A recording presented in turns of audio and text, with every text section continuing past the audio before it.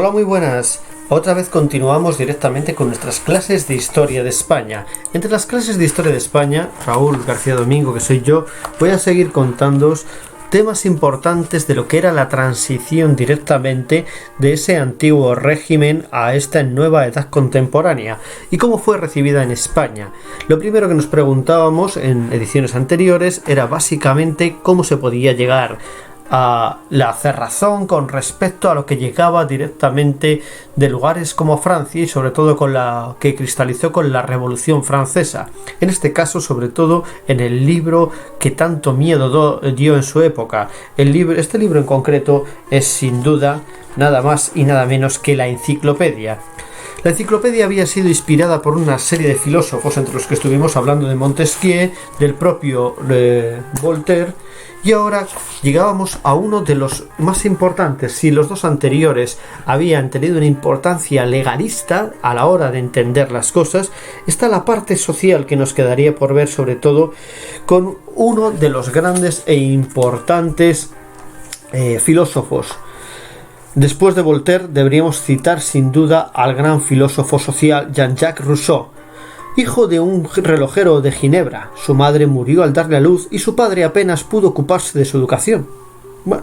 Ginebra era entonces una república reducida, casi al perímetro de sus murallas. Al salir de ella, Rousseau se halló sin familia ni patria, y en su desamparo reconoció por patria, familia y bienes a la naturaleza. Los bosques, las montañas, los torrentes, el cielo fueron sus amigos y su tesoro. Después de vagabundear varios años, Rousseau encontró, además asimismo, asilo, nada más y nada menos que en casa de Madame de Varens, en Chambéry, que le permitió, entre otras cosas, gozar de la bellísima soledad de la Alta Saboya. Rousseau nos ha dejado en sus memorias, Confesiones, una descripción de los años pasados en compañía de Madame de Varens, a quien la llama mamá.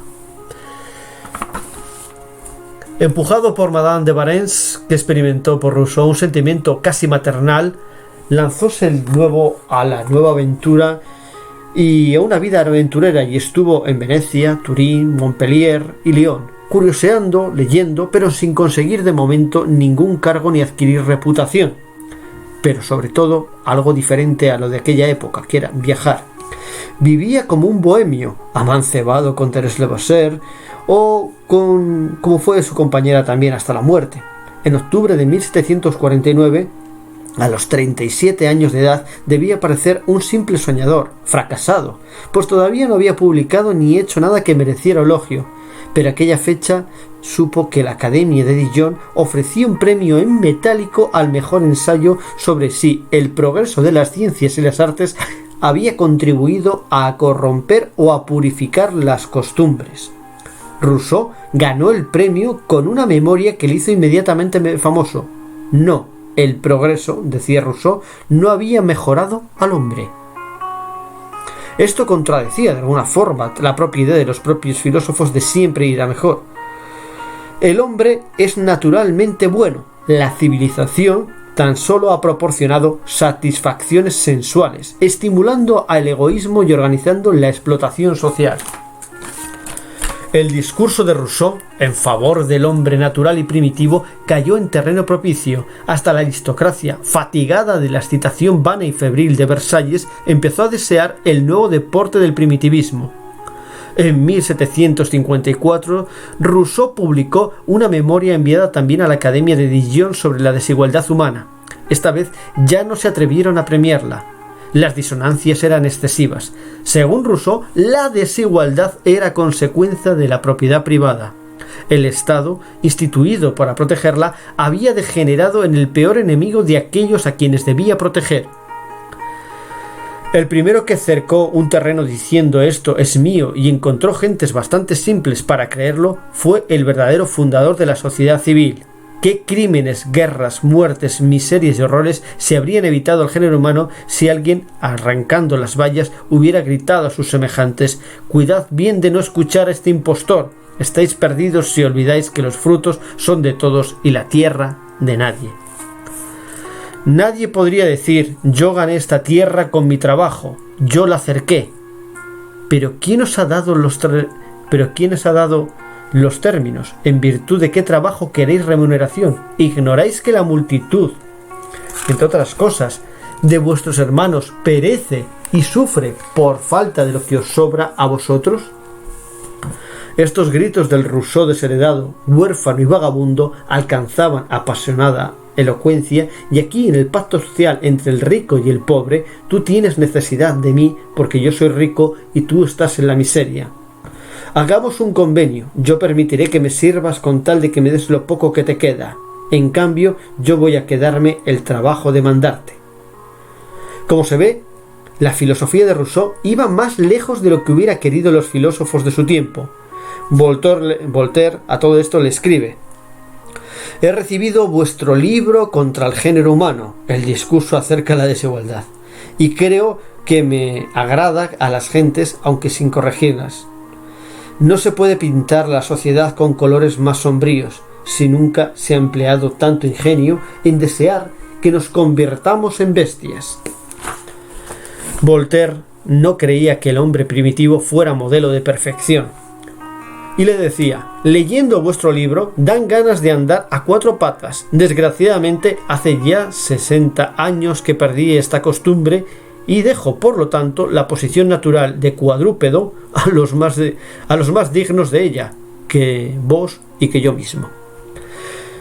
Bueno, a través de lenguajes distintos, Voltaire y Rousseau perseguían un único objetivo: exhibir públicamente el escándalo de la sociedad monárquica. Ya no se hablaba del derecho divino de los reyes. Se podía discutir si el hombre primitivo fue salvaje o ángel, pero lo importante, esto es, que el hombre actual era un miserable esclavo y que tenía derechos que podía reclamar. No había discusión. Rousseau clamaba en voz alta: el déspota solo es amo mientras es fuerte, y cuando se le expulsa ya no tiene derecho a reclamar. Sobre todo, la aristocracia francesa era intolerablemente egoísta. Las palabras de bien público, felicidad de los súbditos y gloria nacional, dice Rousseau, sirven para preparar al pueblo a obedecer órdenes funestas. Más tarde, cuando ya tenía 50 años, precisamente en 1762, Rousseau publicó otro resumen menos apasionado de sus ideas políticas en el anónimo Contrato Social. Al comenzar a esbozar aquel contrato que empezaba y que anhelaba que él establecía su reputación, Rousseau lo había titulado Instituciones Políticas. En fin y al cabo, todas estas instituciones políticas, como a todos los grandes genios, Rousseau no le espantaba contradecirse. Y el contrato social ya no es aquel Rousseau enemigo de la sociedad que condena sin distinción artes, letras y ciencias. Al contrario, en el contrato social es una apología de la sociedad, elogia la vida y acepta como un bien la ciudad. Por el contrato social, el individuo se desprende de algunos de sus derechos para, de alguna forma, al desprenderse de estos derechos, aceptar como un nuevo bien, no claudica enteramente. Al hombre civil, después del contrato social, le son confiados por el Estado bienes materiales y propiedad, solo a título de precario y cada momento revocables. El hombre ha nacido libre y está por todas partes encadenado. Aquel que se cree señor de los demás es un esclavo. ¿Cómo se ha efectuado este cambio? Lo ignoro. ¿Cómo se puede legitimarse esta esclavitud? Voy a tratar de contestar a esta pregunta. Si yo no tuviera en cuenta más que la fuerza, yo diría: si un pueblo obedece porque está obligado a obedecer, hace bien. Pero si aquí que puede desprenderse del yugo debe hacerlo porque recobrando su libertad con el mismo derecho con el que se le han quitado, o tiene razón en recuperarla o no tenían razón los que le aplicaron la fuerza para quitársela. Pero el orden social es un derecho sagrado que sirve de base a todos los demás, y este derecho social no procede de la naturaleza, es producto de un contrato. Vamos a ver qué es ese contrato social. Estas furiosas invectivas se publicaban y se leían como filosofía, pero iban elaborando la revolución. Además de teoría social, Rousseau planteó numerosas normas de conducta capaces de mejorar, según él, la convivencia humana. En la deliciosa novela sentimental Julia o la nueva Eloísa, defendió el casamiento por amor, por libre elección y voluntad de los cónyuges, no por conveniencia de la familia, como se practicaba entonces. En su novela Emilio o de la educación, formuló un programa pedagógico para educar a un muchacho con arreglo de la razón, ateniéndose a las indicaciones que recibimos de la naturaleza. Predicaba la lactancia materna, el desarrollo gradual de las facultades y, por consiguiente, la gradación de los estudios, la libertad del pensamiento, la religión cordial, directa, sin ritos complicados, la sencillez, en definitiva, de bienes de vida, el amor fraternal, universal, no reducido a la familia o a los compatriotas, y además lo practicaba. Vivía en un hermitage, en una isla, en un refugio o en los barrios humildes de París, sin preocuparse de amasar una fortuna ni de establecer su cuartel general. En definitiva, de establecer su cuartel general en una mansión que fuera suya. Pese a sus extrañezas y sus locuras, Rousseau era adorado por las personas sensibles e inteligentes de su época, cuyas visitas le enojaban y más disgusto le provocaban todavía que quisieran honrarse concediendo su protección. Uno de sus defectos del pensamiento de Rousseau fue el que el llamado después del retorno de la naturaleza. Sus escritos obligaban a estimar el paisaje, a querer una vida simple y natural de los campesinos, al extremo a tratar de imitarles hasta sus defectos. El amigo y discípulo de Rousseau, el abate Bernardine de Saint-Pierre, extremó la nota de su novela Pablo y Virginia. El peligro que entrañaba esta vuelta a la rusticidad y la simplicidad era el lugar del entusiasta apasionado de Rousseau por la vida natural y sana se cayera en un güero romanticismo. La filosofía se convertía en novela. Mientras Voltaire y Rousseau ponían la picota a los principios elementales de la sociedad humana, haciendo antropología, sociología o ciencia política, los verdaderos científicos arrancaban nuevos secretos de la materia, que hasta Newton había parecido su eterna y misteriosa enemiga. Henry Cavendish, en Inglaterra, el descubridor del hidrógeno, descubrió con minuciosa precisión sus caracteres físicos y químicos. Joseph Priestley descubrió el oxígeno y Antoine Lavoisier completó el descubrimiento explicando el fenómeno de la combustión y la parte que desempeñan el oxígeno en la respiración. El fenómeno que al arder los cuerpos consumiesen el aire había preocupado ya a Priestley. Observó cómo la candela ordinaria consumía 1 galón de aire, 4,5 litros por minuto. Y así dice Priestley: considerando la enorme cantidad de aire que necesitan los volcanes y fuegos de toda clase, es un asunto digno de investigación filosófica descubrir cómo repara la naturaleza el daño que recibe por estos medios. Priestley encontró la solución: las plantas regeneran el aire viciado, pero creyó que lo hacían de alguna forma quitando los problemas o, por lo que podríamos decir directamente, desflogistizando los propios vapores, lo que era tanto como no explicarlo, porque las palabras flogisto o flogisticar eran para los químicos de entonces tan misteriosos como para nosotros. Lavoisier observó que el arder del fósforo, el ácido formado por la combustión, pesa más de lo que pesaba el fósforo, y el exceso de peso no podía ser otro que el oxígeno no tomado del aire y añadido al fósforo. La respiración era otra combustión. El aire al salir de los pulmones no era ya aire, sino dióxido de carbono y agua. Las ciencias naturales recibieron una ayuda extraordinaria con una simple idea de Linneo de la clasificar a los seres vivos, valiéndose de 2 nombres, uno genérico y otro específico. Linneo estudió mayormente las plantas y aceptó el famoso axioma natura non faciet saltus, esto es, que las especies no se transforman o evolucionan bruscamente, sino por gradaciones llamadas anillos de tránsito. Linneo fundó su sistema de clasificación en flor, exagerando en gran manera la importancia de este órgano como el resto de la planta, como que no fuese el resto casi ni digno de atención. La obra de Linneo en Suecia fue continuada en Francia por Buffon. Este era además un gran escritor que se apasionaba por el estilo. Insiste en la necesidad de acumular de hechos para interferir ideas que sean en su consecuencia. Aludiendo a Linneo, desprecia a los naturalistas que se contentan con clasificar y dar nombres a las especies.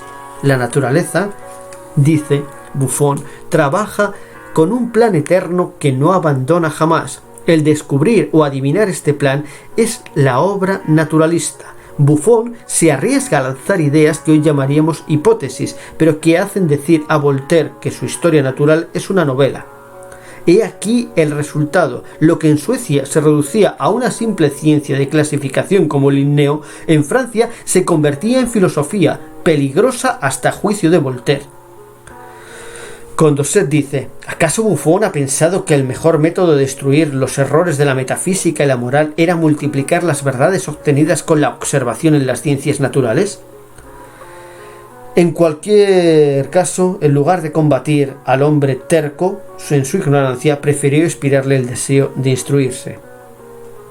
Todos estos nuevos conceptos y muchísimos más fueron incorporados en el gran diccionario llamado Enciclopedia. La idea de archivar en volúmenes por orden alfabético la entera perspectiva del conocimiento humano había venido también de Inglaterra. Toda esta parte donde individuos como Diderot y D'Alembert van a convertirse en los personajes principales sobre esto. Aquí podríamos encontrar precisamente esta idea de archivar en esos volúmenes por orden alfabético la entera perspectiva de un conocimiento. Los libreros de París pensaron hacer un negocio editorial adaptando al gusto del público francés la traducción de la Enciclopedia de Chambers, publicada en 1728, pero encargaron la dirección a Diderot y D'Alembert, dos filósofos que enseguida comprendieron la tremenda oportunidad de difundir las ideas nuevas. Los colaboradores fueron Voltaire, Rousseau, Buffon, Helvetius, Condillac, el abate Raynal, para citar tan solo los nombres de los más conocidos. Los editores, por otra parte, no ocultaban sus propósitos. En el discurso preliminar de D'Alembert se hizo bien claro que la enciclopedia iba a ser un diccionario razonado, y jugando con la palabra razonar se dice que no se aceptará lo que diga la tradición y la autoridad, sino lo que les acepte la razón. Los maestros no serán Aristóteles ni Thomas, sino Descartes, Newton y Locke. Ellos han probado que la certidumbre nace del raciocinio y que la historia humana es el progreso de la inteligencia. La enciclopedia no podía ser intentada más que por un siglo filosófico, y este será, según creen Diderot y D'Alembert, el siglo XVIII. Capítulos como los que explican las palabras Dios, religión, fe, producían un efecto corrosivo bajo una apariencia de imparcialidad. Esto produjo gran revuelo y llegó a prohibirse la publicación de la enciclopedia, pero a pesar de ello fue saliendo con pie de imprenta falso por el propio París hasta su terminación. De aquí se fue extendiendo como la pólvora a otros territorios, incluso las ganas para llegar a España, donde fue inmediatamente prohibida. El efecto de la prohibición fue solo enfriar a algunos colaboradores. Otros, como Voltaire, se cansaron pronto. Tenían su obra personal, que les absorbía casi completamente. Desde el cuarto volumen de la enciclopedia puede decirse que fue redactada casi enteramente por Diderot, que hizo de ella la ocupación de toda su vida. Algunos de los hombres de ciencia de la que hemos hablado pueden considerarse ya como intermedios, como puentes entre dos centurias. Lavoisier fue guillotinado por la Revolución, pero su viuda se casó con otro químico y continuó desempeñando el papel de inspiración del progreso científico hasta principios del siglo XIX. Volta, el descubridor de la electricidad, o por lo menos de alguna de sus propiedades, nació en Como en 1745 y murió en 1827. Consiguió producir la primera corriente eléctrica permanente. Puede decirse también que es el inventor de la pila eléctrica. Por fin podríamos incluir en este capítulo los primeros intentos de aeronáutica de los hermanos Montgolfier, quienes consiguieron interesar a la corte con sus experimentos en 1782. Uno de los Montgolfier se elevó por primera vez en el aire con un globo aerostático. En aquella ascensión le acompañaban dos personas más. El personaje mitológico Ícaro había sido superado. Todo esto era lo que terminaba dando esa sensación directa de lo que tendría que incluir. Tendríamos que incluir además otro personaje importante, como sería el propio Jean d'Alembert, que es el que encontraríamos dentro de la enciclopedia. La figura de d'Alembert, que nació en París el 16 de noviembre de 1917 y muerto en la misma ciudad el 29 de octubre de 1783, es aún relativamente poco conocida. Muchas veces, a pesar de un gran conocimiento, d'Alembert aparece de alguna forma un tanto oscura o casi como un personaje prácticamente secundario. Sin olvidar, el movimiento ilustrado no es más que un amplio haz de corrientes de pensamiento diferenciadas que muchos puntos en concreto y que no solo un burdo reduccionismo que puede tratar de encasillar esquemas a priorísticos. D'Alembert se nos presenta como el intelectual más cualificado de una determinación ahí dentro de la ilustración, valedora de la razón como el único criterio de verdad, pero enemigo de la metafísica, respetuoso con el poder político constituido, de que espera que se convierta en punta de lanza de las necesarias reformas, pero reivindica al mismo tiempo un nuevo tipo intelectual que abandone el servilismo del mecenazgo y entable con el poder fructíferas relaciones de diálogo y cooperación, y que pueda convertirse, cuando sea necesario, en crítica de ese mismo poder. Negador del ateísmo, pero al igualmente implacable para la intolerancia de las religiones reveladas e históricamente establecidas, por encima de las cuales busca una religión natural capaz de unificar al hombre y sobre todo enemiga de los privilegios y defensora del mérito personal como único criterio racional de elevación social. Una determinada variante de la ilustración con menos mordiente revolucionario a corto plazo que ciertas tesis de Rousseau o Diderot, pero que sin embargo mantienen lo esencial del movimiento ilustrado, su fuerte talante renovador, su acentuada visión crítica hacia las realidades de la segunda mitad del siglo XVIII, su carácter de ideología impulsada e impulsora de nuevas realidades socioeconómicas que determinarían el triunfo final de la burguesía. Estudios recientes nos lo dan una idea también general sobre el propio d'Alembert. Su biografía es sumamente coherente con su pensamiento y una auténtica plasmación del ideal ilustrado de la elevación social por medio del mérito personal. La honestidad personal y la búsqueda de una total independencia para el poder hablar siempre libremente presiden la trayectoria vital de un hombre que discutía casi en plano de igualdad con el gran Federico II, hijo natural del caballero de Ustez, importante funcionario militar y de Madame de Techin. Fue abandonado por su madre en la iglesia de Saint-Jean-le-Rond, de la que le adoptó el nombre. Su padre, sin embargo, veló por él, lo reconoció y le otorgó una gran pensión que le permitió estudiar en el Colegio de las Cuatro Naciones. En 1738, al terminar sus estudios de Derecho, decide no ejercer la abogacía y dedicarse por entero a los estudios científicos.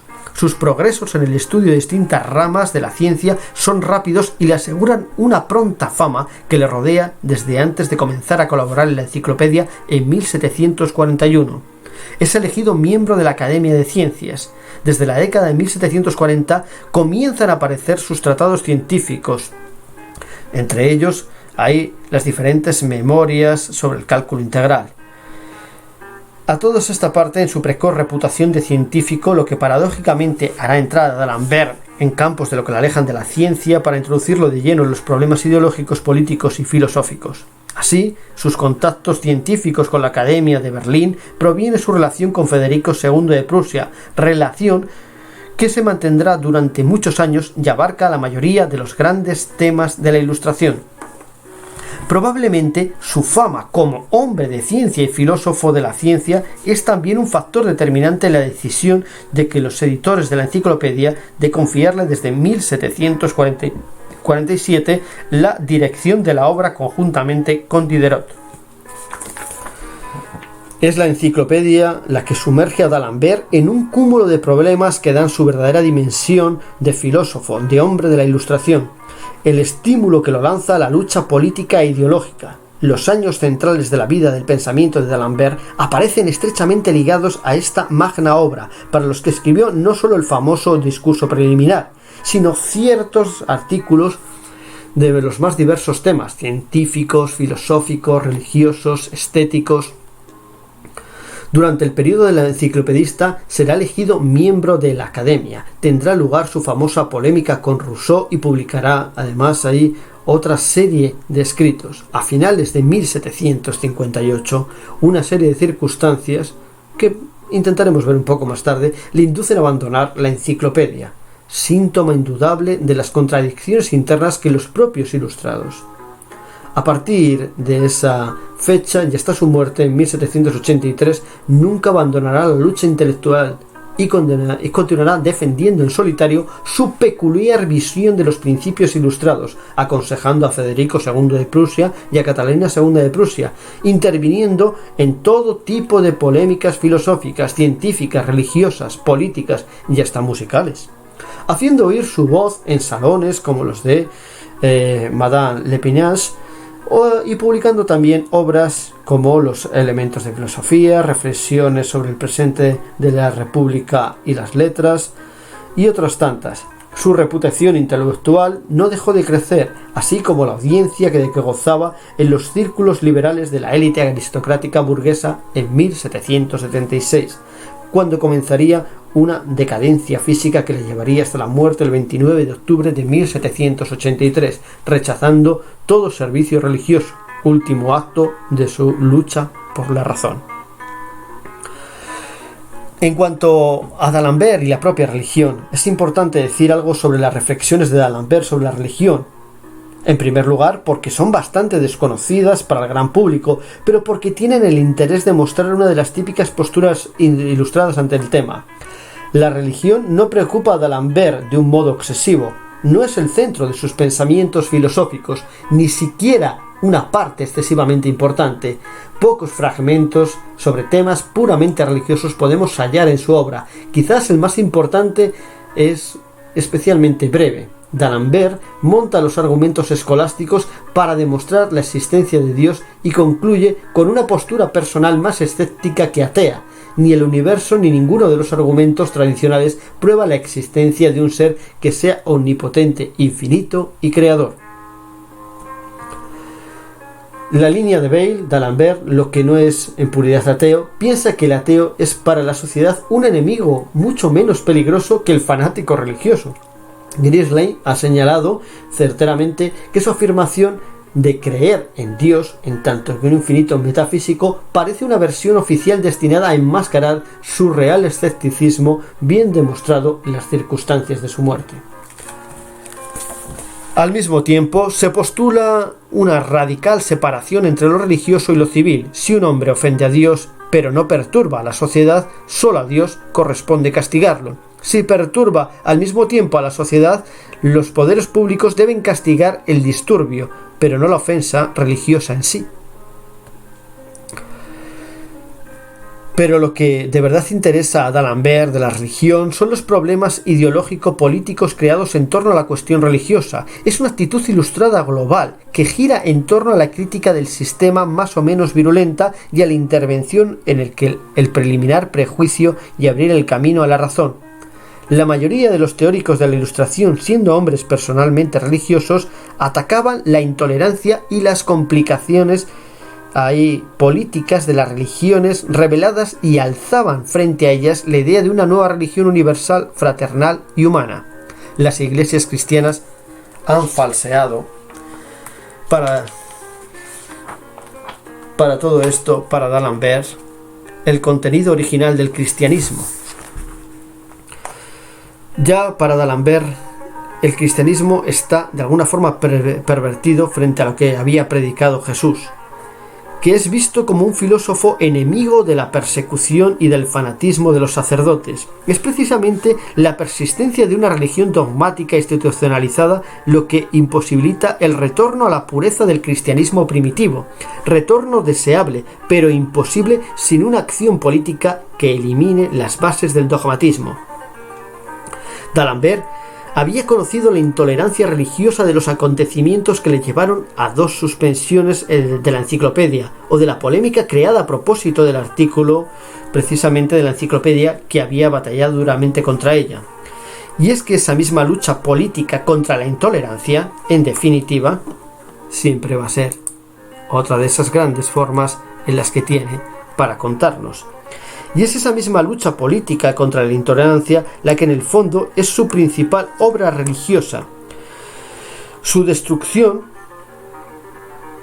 la intolerancia, la destrucción de los jesuitas en Francia, publicada en 1764 por esa misma imprenta, es que tan importante el papel que tuvo la difusión de la enciclopedia. Se trataba de un estudio de la expulsión en 1764 de los jesuitas de Francia y de las consecuencias políticas que el grupo de los filósofos podía extraer de este hecho, un análisis histórico, pero pensado para guiar la acción inmediata del grupo ilustrado. Individuos como Furio Díaz ha analizado brillantemente las motivaciones reales de la expulsión, concluyendo que fue totalmente ajena a la lucha antijesuítica de los ilustrados y viendo causas profundas en las fricciones entre distintos grupos de poder. Un auténtico conflicto de jurisdicciones en el que el Parlamento y los jesuitas, antes unidos en su común aversión antiilustrada, se encontraron frente a frente. Se ocasionaron paradojas tales como el hecho de que furibundamente, ante filósofos Parlamento de París, esgrimiera, aunque con otro contenido, tesis de ilustrada del poder civil que tenía que prevalecer sobre la teocracia de la compañía. En un primer decreto del 6 de agosto de 1762 establecía la obligación de que los jesuitas se convirtieran en clérigos seculares, pero el 9 de marzo de 1764 un segundo decreto, mucho más duro, decretaba la expulsión de territorio francés de todos aquellos antiguos jesuitas que no se retrataran de su adhesión a la compañía. No era un triunfo ilustrado, sino que los jansenistas y los cuerpos privilegiados de los parlamentos, y D'Alembert lo ve muy claro. Huyendo del fácil panfleto antijesuita, reconoce a la compañía una gran dosis de fervor verdadero en sus orígenes, pero es el centro de la argumentación el hecho de que este fervor inicial ha ido desvirtuándose al desviarse hacia objetivos políticos mundanos. Los jesuitas enseguida comenzaron a intrigar, como grupo político más, y obtuvieron grandes parcelas de poder, pero ese poder, lo que en definitiva les había perdido al granjearles, no solo la repulsa de los amantes de la libertad, pues en este caso los ilustrados, que ya la tenían, sino también los que la envidian de otros sectores eclesiásticos y políticos que acabarán por aliarse para provocar su caída. La conclusión es clara. La historia de los jesuitas muestra las perniciosas consecuencias de la asociación entre el poder civil y el religioso. En definitiva, también hay una conclusión para los filósofos. Son los jansenistas y los parlamentarios, en mucha mayor medida que los ilustrados, quienes han expulsado a los jesuitas. Esto revela que la existencia de fisuras en el poder se abre con la posibilidad de jugar tácticamente con estas fisuras y ganar batallas parciales para contra el despotismo y la intolerancia.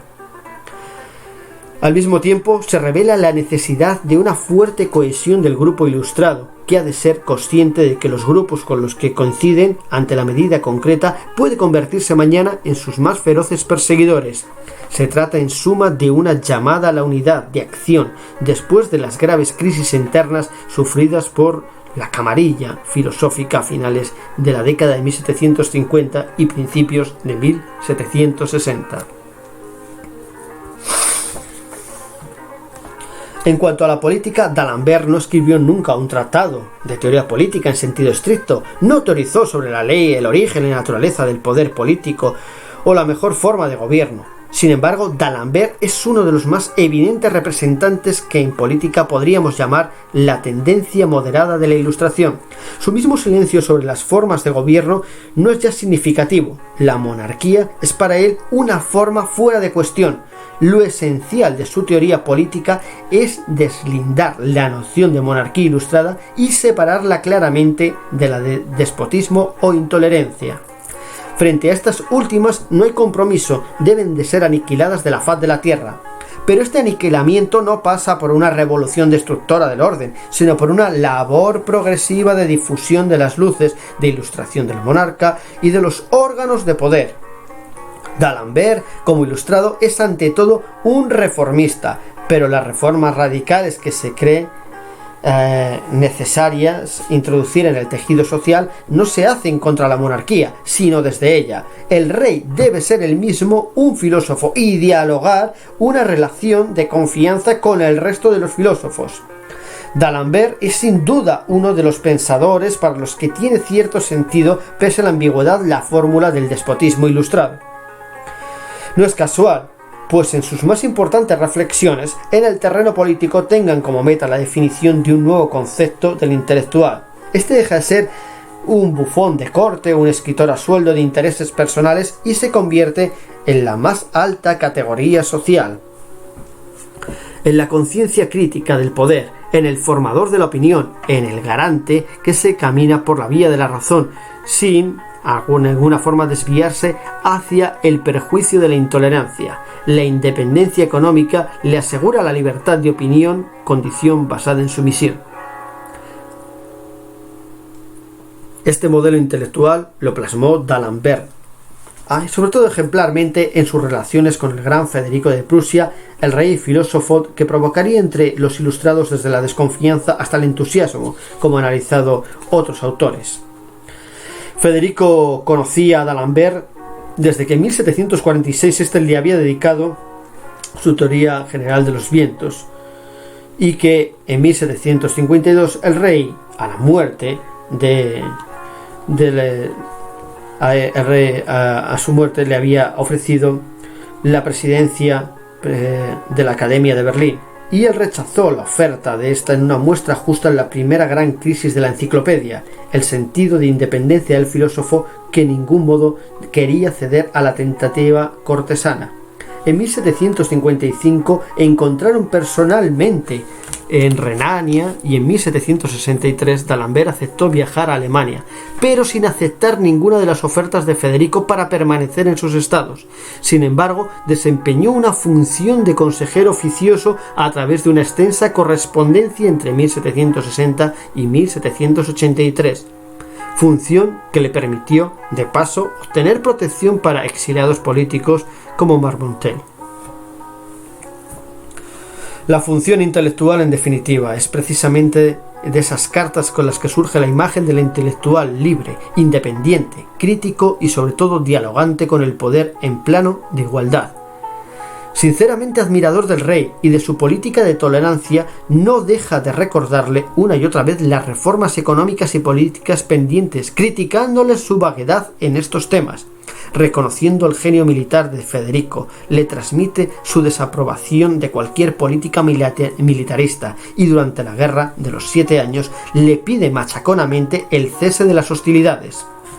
Asimismo, frente a la tesis de Federico de que la religión es necesaria para que el pueblo sea dócil, D'Alembert piensa que todo hombre al que se le ofrezca la verdad no puede dejar de comportarse racionalmente.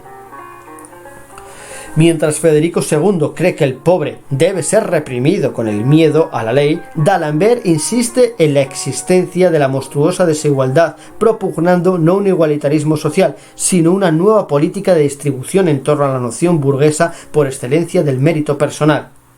Estas relaciones tan francas, que causaban estupor en Europa acostumbrada a una relación servil entre el escritor cortesano y su señor, las mantuvo D'Alembert también en menor medida con Catalina de Rusia, con quien llegó a cruzar una docena de cartas entre 1762 y 1772. Al final, el gran estallido revolucionario de fin de siglo revelaría lo ilusorio de este intento de conciliación entre las fuerzas del antiguo régimen y las nuevas fuerzas burguesas. No es casualidad que el rey de Francia no fuera nunca el interlocutor de D'Alembert. Pero el filósofo llegó a plasmar sus ideas sobre la nueva función del intelectual en un texto demasiado poco conocido para su enorme interés, y que en él, sobre su significativo título, hay también uno de los grandes textos que más claridad emerge para el intelectual burgués. En él, D'Alembert traza el modelo del escritor independiente que evita la sumisión tanto en el poder político como un mecenas cualquiera orgulloso de su autonomía, y no reconoce más juez que sus productores que el público cuya conciencia trata a la vez de formar un intelectual civil que enarbola frente al privilegio, el prejuicio y la sumisión los nuevos valores burgueses de inteligencia, moral, trabajo y mérito. La reputación, la fama, son fruto ya del aplauso fácil de un aristócrata, sino del reconocimiento general de haber cumplido con la verdadera misión, elevar las luces de la sociedad. Solo falta a la obra de D'Alembert un aspecto para ser el auténtico manifiesto del modelo cultural de la burguesía revolucionaria, el tema económico. La necesaria independencia económica que asegura la libertad del escritor aparece implícita, pero sin deducirse la necesidad de una reorganización total del aparato productivo de la cultura, reorganización de la que la enciclopedia misma, en su aspecto empresarial, ofreció una buena muestra. Diderot completará el cuadro mucho más crítico y radical. El propio Diderot, que tuvo que sufrir en sus propias carnes la explotación de los editores de la enciclopedia, tratará este folleto de la lucha del escritor por conseguir los medios jurídicos que asegurasen la salvación de su propiedad literaria. Considerará que el verdadero medio de independencia económica del escritor. También en este respecto existían varias ilustraciones. La teoría política de D'Alembert ha de verse, pues la muestra del pluralismo de las vías de la naciente ideología burguesa revela.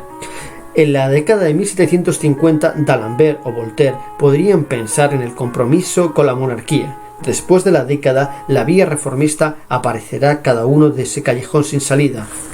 En 1789 no se discutía la función del intelectual, sino los derechos del hombre y del ciudadano, y en 1792 se decapitaba a un rey. Pero D'Alembert, pese a que la historia posterior desmintiera su utopía conciliadora, habría contribuido a definir el modelo de organización de la cultura que la revolución habría de triunfar a posteridad. Si tuviéramos que encontrarle en su proximidad con la propia enciclopedia, pese a la importancia de la obra extraenciclopedista, D'Alembert es ante todo codirector de la enciclopedia, y no solo por la inmensidad de su labor, frecuentemente minusvalorada en favor de Diderot, al frente de la obra, sino también por el propio D'Alembert, que es el mismo producto de la enciclopedia. Fueron las vicisitudes de la lucha por sacar adelante las obras de las polémicas provocadas por ella lo que creó el caldo de cultivo que saldría de la mayor parte de sus reflexiones sobre política, religión, estética.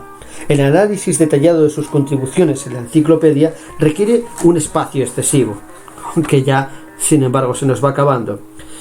En muchos de los casos, en realidad, aparece contratado como revisor del primitivo del plan de editores desde diciembre de 1745, mientras el nombre de Diderot aparece hasta febrero de 1746. Ambos firman contrato como directores de la futura obra el 16 de octubre de 1747.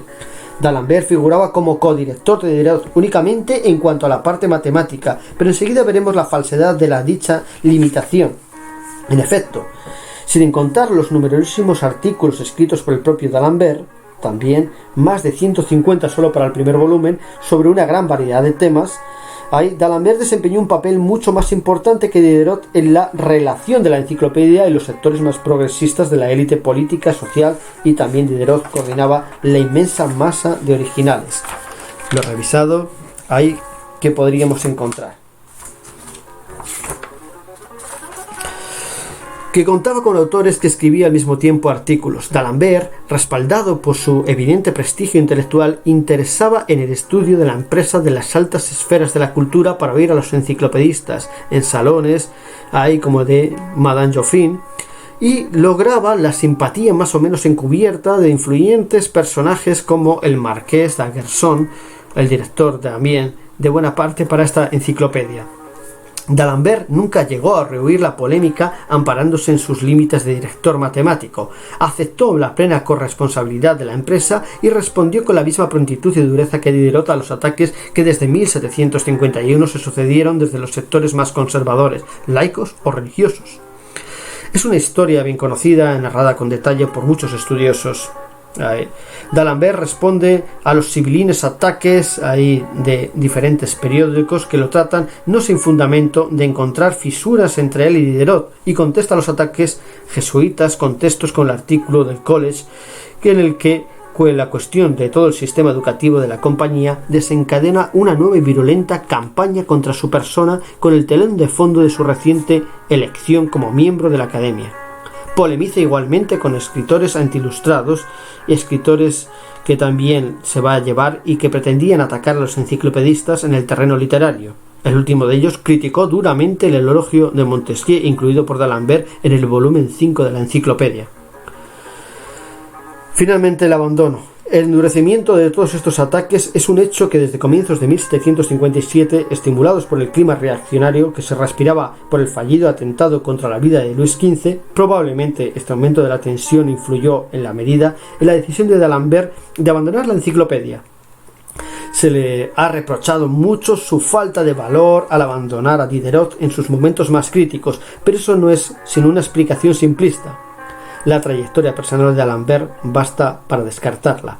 La realidad, aunque son muchos los factores que pudieron influir tal decisión, hay que mirar las cosas en profundidad y atribuir buena parte de la culpa a diferencias de concepciones que habían ahondado entre él y Diderot, representantes de distintas versiones de la Ilustración. Venturi ha señalado que desde 1752 la distinta disposición de Diderot y D'Alembert en la primera gran crisis de la enciclopedia revelaba una diferencia real de puntos de vista políticos entre los dos directores. No es casualidad que la última gran polémica de D'Alembert en la enciclopedia le enfrente con un Rousseau cada vez más distanciado de sus antiguos correligionarios. Como es sabido, el viaje de D'Alembert a Ginebra en agosto de 1756 para visitar a Voltaire le inspira en su artículo Genève, del tomo 7 de la enciclopedia, cuyos planteamientos provocarían no solo la airada reacción del clero ginebrino, sino también la respuesta de Rousseau en la letra a D'Alembert, o cartas a D'Alembert.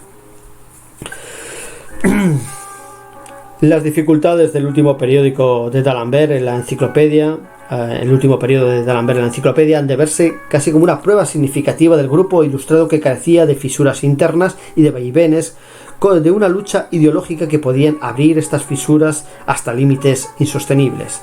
El abandono de la enciclopedia por parte de D'Alembert no era solo un renegar de los filósofos, sino más bien un afirmarse en la concepción distinta de las luces, una diferenciación interna a aquel grupo durante una decena de años que se había reunido en torno a una gran empresa colectiva. De aquel modo, la decisión de D'Alembert de abandonar la enciclopedia está tomada desde enero o febrero quizás de 1758.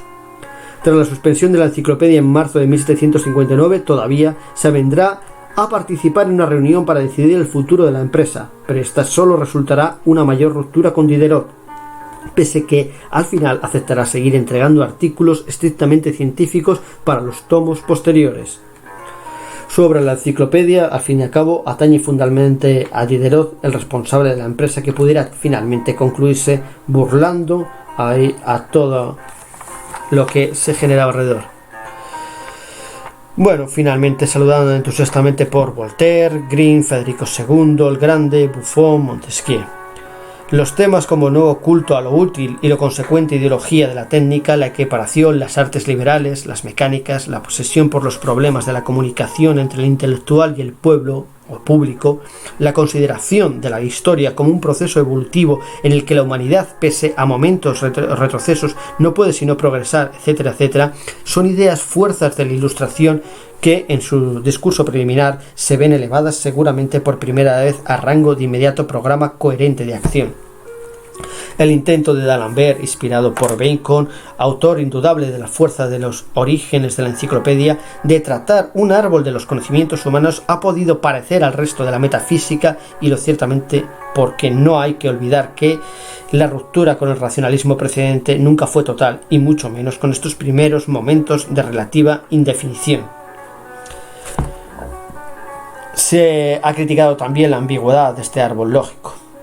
Sin embargo, no quepa aquí un resumen completo, hay que señalar el inmenso salto adelante que supone. Desde luego, esta es una de las grandes empresas donde la lista de artículos, los tomos correspondientes y todo lo que señaló. Finalmente, lo que entregan es toda una nueva vida con diferentes visiones de un grupo que era heterogéneo, de alguien que se dedicó principalmente a ese tomo de la matemática. El álgebra es muy generosa siempre que nos dice más de lo que preguntamos, decía el D'Alembert. Y a lo mejor estoy respondiendo a más de lo que nos preguntamos, pero si el siglo XVIII es el siglo de las luces y era el peligro contra todo, busquemos el contrario para saber qué era el antiguo régimen ahora que tenemos definidos qué son las luces. Bueno, muchas gracias y pronto nos vemos en otra nueva edición.